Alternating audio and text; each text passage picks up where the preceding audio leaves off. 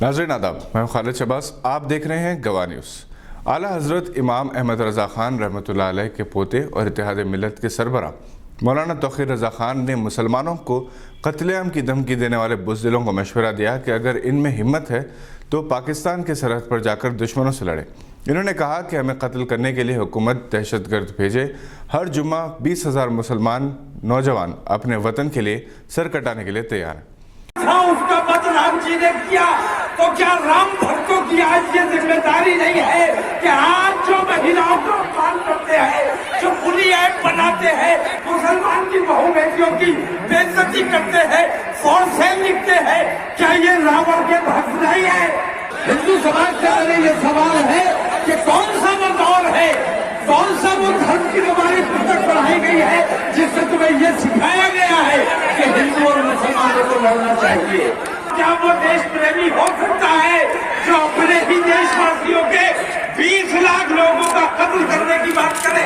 ہم دعوت دیتے ہیں جو ہماری جان لینا چاہتے ہیں، ہم دعوت دیتے ہیں ان بے ایمانوں کو، ان تمام لوگوں کو جو ہم سے نفرت کرتے ہیں۔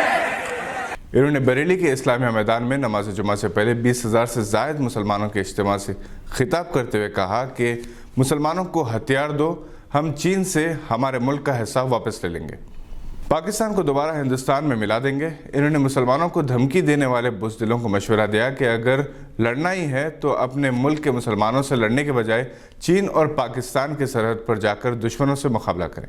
مولانا توقیر رضا خان نے کہا کہ ہریدوار میں جو ہوا وہ دھرم سنسد نہیں تھا، کیونکہ کسی دھرم میں انسان کے قتل عام کی بات نہیں سکھائی جاتی۔ مولانا توقیر رضا خان نے اعلان کیا کہ ہر جمعہ کو 20,000 مسلمان جمع ہوں گے اور اس وقت تک ہوتے رہیں گے جب تک مسلم دشمن بے ایمان جیل کے سلاخوں میں نہیں چلے جاتے۔ کٹر ہندو تنظیموں نے مسلمانوں سے نفرت کا اظہار کرتے ہوئے اپنی سیاسی دکانیں چمکانی شروع کی ہیں۔ ہریدوار کے ڈرامہ سنسد میں مسلمانوں کے قتل عام کی بات اور پھر چند ادارے اور گمراہ افراد کی جانب سے ایک ایپ کے ذریعے مسلم خواتین کی نیلامی کی شرمگیزی کے واقعے کے بعد اب چھتیس گڑھ کے گرام کندکلا میں ہزاروں ہندو انتہا پسندوں نے یہ حلف لیا کہ وہ ان کے علاقے میں کسی غیر ہندو بیوپاریوں سے اور پھیری والوں سے کسی قسم کی خریدی نہیں کریں گے۔ ان کا اشارہ مسلمانوں کے کاروبار کا بائیکاٹ کرنا تھا۔ نہ ہی انہیں مکانات فروخت کریں گے اور نہ ہی کرائے پر دیا جائے گا۔ ویسے یہ کوئی نیا واقعہ نہیں، آئے دن ہندوستان کے کئی علاقوں میں مسلمانوں کے سماجی بائیکاٹ کی کوشش کی جاتی رہی ہے۔ ان سے خرید و فروخت بھی نہیں کی جاتی ہے۔ کورونا بحران کے دوران دہلی کے بشمول کئی شہروں سے ایسی ویڈیو کلپنگز وائرل ہوئی تھی جس میں ترکاری اور پھل فروش مسلمانوں سے ان کا نام پوچھ کر انہیں مارا پیٹا گیا اور ان علاقوں سے بے دخل کر دیا گیا۔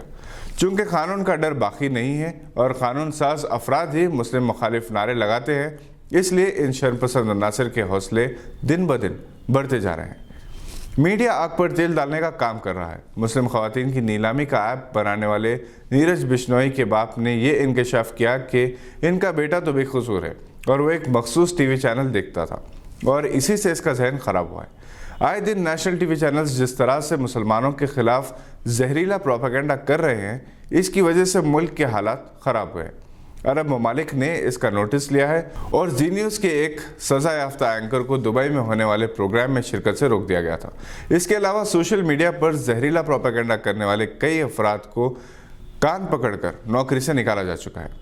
بعض سیاسی مفادات کے لیے مسلمانوں کے خلاف زہر اگلنے والے ان کا بائیکاٹ کرنے والوں کو اس بات کا اندازہ نہیں ہے کہ قومی سطح پر اس کا نقصان ہوگا، کیونکہ اس ہندوتوا پالیسی کی وجہ سے نہ صرف عرب ممالک بلکہ مغربی دنیا بھی بھارت کے خلاف کارروائی کر سکتی ہے۔ بھارت کے مسلم ممالک سے اچھے روابط ہیں، مگر یہ متاثر ہوتے ہیں تو اس کے ذمہ دار یہ نفرت کے سوداگر ہوں گے جنہیں ارباب اقتدار کی سرپرستی حاصل ہے۔ امریکہ کے شہر انڈیانا میں مقیم حیدرآباد کے ممتاز ماہر نفسیات ڈاکٹر محمد قطب الدین نے ہندوستان میں مسلم قیادت کو مضبوط کرنے کے لیے مسلمانوں کو آپسی اختلافات ختم کرنے کی ضرورت پر زور دیا۔ انہوں نے کہا کہ اس وقت ہر گوشے سے مسلمانوں کے خلاف زہر اگلا جا رہا ہے۔ ایسے میں اسد الدین اویسی کی آواز سنائی دے رہی ہے۔ اسد الدین اویسی کی قیادت میں تمام ہندوستانی مسلمانوں کو ایک ہونے کی ضرورت ہے۔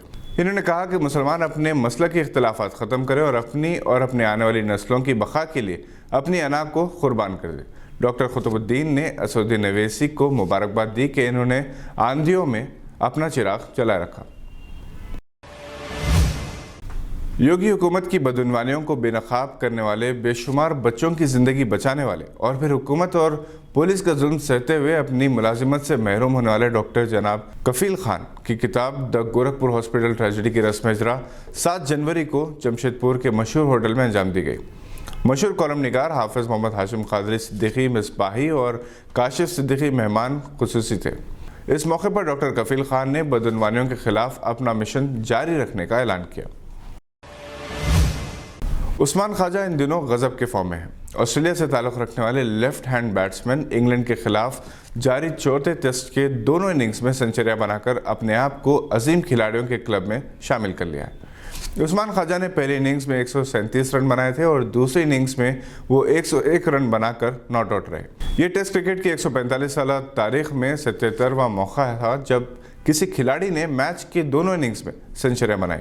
ऑस्ट्रेलिया के 2 खिलाड़ी रिकी पॉन्टिंग और डेविड वार्नर के अलावा हिंदुस्तान के सुनील गावस्कर को 3 मौक़ों पर एक मैच के दोनों इनिंग्स में सेंचुरियां बनाने का एजाज़ हासिल है। लॉरेंस रो और यासिर हमीद 2 ऐसे खिलाड़ी हैं जिन्होंने अपने टेस्ट करियर की पहले ही मैच की दोनों इनिंग्स में सेंचुरियां बनाई थी। उस्मान तारिक ख्वाजा की पैदाइश पाकिस्तान की है। वो ऑस्ट्रेलिया की कौमी टीम में 2008 से नुमाइंदगी कर रहे हैं। अभी तक 44 टेस्ट मैचेस खेल चुके हैं जिनमें 9 सेंचुरियां बनाई थी। आज के बुलेटिन में बस इतना ही। उम्मीद है कि आपने हमारे चैनल को सब्सक्राइब कर लिया होगा। बहुत आसान है, सब्सक्राइब करें और बेल आइकन दबाना ना भूलें ताकि हमारी वीडियोस आप तक जल्द से जल्द पहुंच सके। हम फिर हाजिर होंगे मज़ीद मालूमाती खबरें लेकर। देखते रहिए गवाह।